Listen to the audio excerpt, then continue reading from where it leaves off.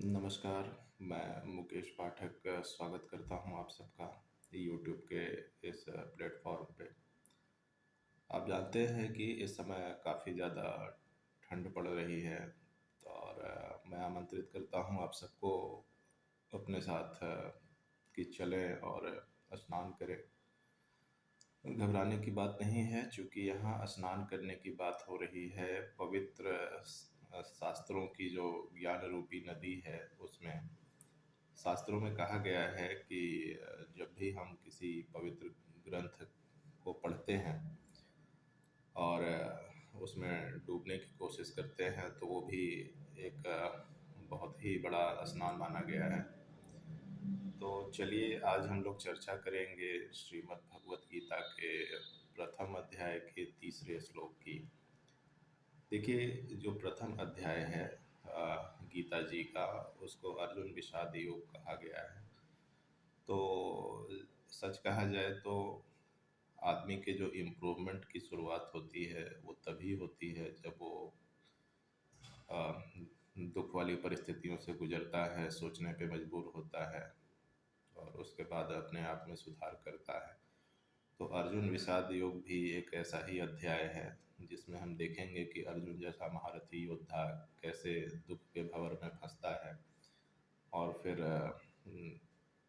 गीता सुनता है, उसके बाद वो उस चीज़ से बाहर आता है।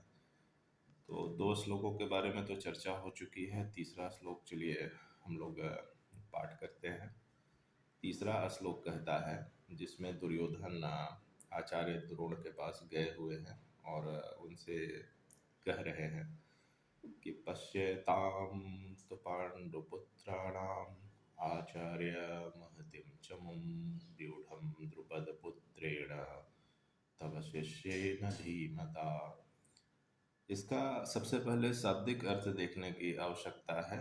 पश्यताम मतलब देखो, तो पांडुपुत्राणाम पांडु के पुत्रों को देखो, आचार्य महतिम चमुम हे आचार्य इस महान सेना को देखो।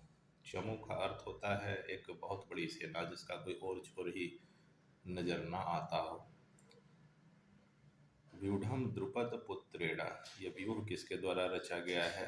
तो द्रुपद के पुत्र द्वारा। तब शिष्य न धीमताम, जो कि बड़ा बहादुर आपका शिष्य रहा। तो यहाँ पर दुर्योधन के कूटनीतिज्ञ स्वभाव के बारे में हमको एक जानकारी मिल रही है कि किस तरह से वो परिस्थितियों को अपने पक्ष में करना चाह रहे हैं। इसका एक हिंदी अनुवाद भी मेरे द्वारा किया गया है इस श्लोक का, जिसको भी मैं यहाँ पे कहना चाहूँगा।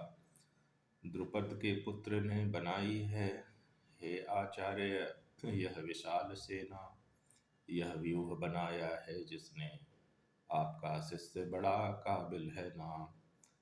मतलब इसमें तीन चार चीजें मुख्य रूप से सामने आ रही हैं। बार बार पांडु का जिक्र किया जा रहा है। देखिए, कहीं न कहीं दुर्योधन को ये डर जरूर है कि है तो हम सब एक ही वंश के। आचार्य द्रोण के अंदर ये काबिलियत थी, ये शक्ति थी कि वो चाहते तो युद्ध से अलग हो सकते थे, और युद्ध से अलग जब हो जाते, जब प्रधान सेनापति ही युद्ध से अलग हो जाए तो सेना का मनोबल युद्ध जीतने लायक तो नहीं रह जाता है।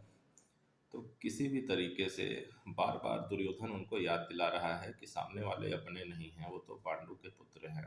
वही पांडु जिन्होंने मेरे पिताजी का राज्य बिना अधिकार के ही और ले लिया था, और वो अपने आप को पीड़ित दिखाने की कोशिश कर रहे हैं। और एक चीज़ है, जो वो आचार्य द्रोण के मन में एक व्यक्तिगत दुश्मनी की भावना को उभारने का प्रयास कर रहे हैं। देखिए, जो पांडवों के सेनापति है धृष्टद्युम्न, तो वो आचार्य द्रोण के बहुत प्रिय शिष्यों में से एक रहे हैं। और नमन है भारत की प्राचीन शिक्षा प्रणाली को, जिसमें कि बिना किसी भेदभाव के लोगों को एजुकेशन प्रदान की जाती थी। देखिए, मैं डिटेल तो इसकी कहानी बाद में डिस्कस करूंगा, लेकिन आचार्य द्रोण और महाराज द्रुपद दोनों के बीच में बहुत ही गहरी दोस्ती थी। महाभारत के ये दोनों पात्र बड़े विशिष्ट हैं। और आगे जाके परिस्थितियाँ कुछ ऐसी होती हैं कि दोनों एक दूसरे के जानी दुश्मन हो जाते हैं। आपने बॉलीवुड में भी कई पिक्चरें देखी होंगी, पहले बहुत गहरे दोस्त थे, आगे बहुत गहरे दुश्मन हो गए। और इसमें उतार चढ़ाव आते हैं। और एक समय आता है जब आचार्य द्रोण उनको पराजित करके उनका आधा राज्य छीन लेते हैं, महाराज द्रुपद से। तो उसके बाद द्रुपद ने देखा कि मैं इतने महान योद्धा का कुछ बिगाड़ नहीं सकता, तो वो चले जाते हैं और अलग अलग तरह के यज्ञ करते हैं। तो उनके यहाँ एक बच्ची का जन्म होता है। तो बच्चे के बारे में भविष्यवाणी थी कि आचार्य द्रोण को ये आगे जा कर के उनका वध करेगा। और ताज्जुब की बात देखिए कि उसको उन्होंने एजुकेशन लेने के लिए द्रोण के पास ही भेजा। तो आचार्य द्रोण ने वहाँ मना नहीं किया उसको, अ, और उसको अपना प्रिय शिष्य बनाया और सब तरह की एजुकेशन दी। धृष्टद्युम्न बहुत बड़े योद्धा निकले आगे जाके।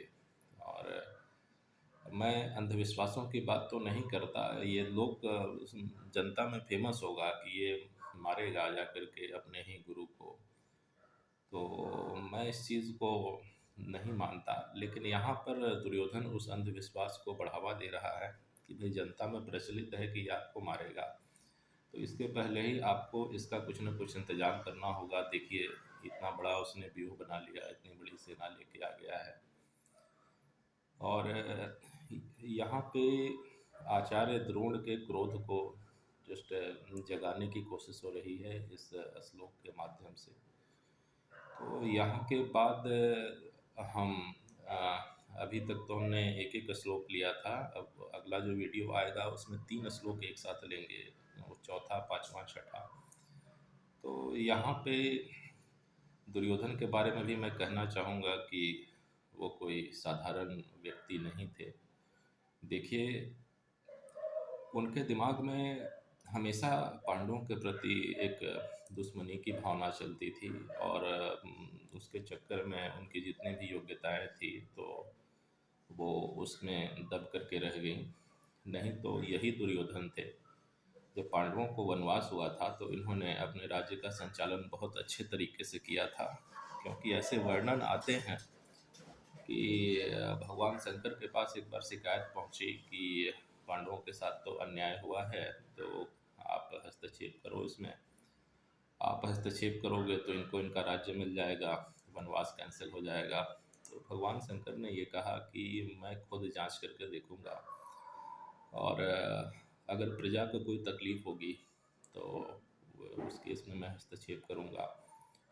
तो वो देखते हैं कि दुर्योधन राज्य का संचालन कैसे कर रहा है, तो वो पाते हैं कि सब कुछ बहुत अच्छे तरीके से हो रहा है। तो वहाँ पे उनका एक स्टेटमेंट आता है कि हितम मनोहारी च दुर्लभम वचः। मतलब ये कि अ, मैं उस स्टेटमेंट को नहीं कह सकता, उन बातों को जो आपके हृदय को अच्छी लगती हैं। पांडवों को लग रहा था कि वो देखेंगे तो पाएंगे कि हर जगह अराजकता है, अव्यवस्था है उसके राज्य में, लेकिन ऐसा नहीं था। वो बहुत अच्छे तरीके से संचालन कर रहे थे। तो ये जो विद्वेष की भावना थी वो अंततः उनके तमाम सद्गुणों पे भारी पड़ती है और इतना बड़ा युद्ध हो जाता है। तो आज हम अपनी चर्चा को यहीं पे विराम देंगे। और मैं दिखाना चाहता हूँ कि हमारे इस डिस्कशन का जो आधार चल रहा है वो किन ग्रंथों के आधार पे है। तो मुख्यतः मैं 2 संस्करणों को पसंद करता हूँ श्रीमद् भगवद गीता के। एक तो देखिए ये है जो कि गीता प्रेस गोरखपुर के द्वारा जो निकाला गया है, और इसके अलावा मुझे बहुत ज़्यादा पसंद है श्रीमद् भगवद गीता की ये जो व्याख्या है, Shrimad Bhagavad Gita as it is.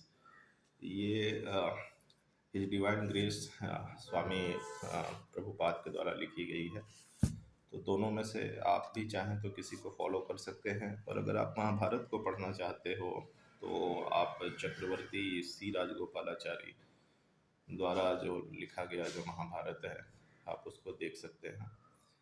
और यह एक मैं अंधविश्वास मानता हूँ। हमारे यहाँ मना किया जाता है कि महाभारत को घर में रखना ही नहीं है, लेकिन इट्स मेयरली सुपरस्टिशन, अंधविश्वास है ये। और आगे जाके हम लोग देखेंगे कि ऐसा पहले क्यों कहा गया और क्यों इतने महान ग्रंथ को वंचित किया गया लोगों के सानिध्य से। तो आज मैं आपसे यहीं पर विदा लेना चाहूँगा। आप सभी का बहुत बहुत धन्यवाद।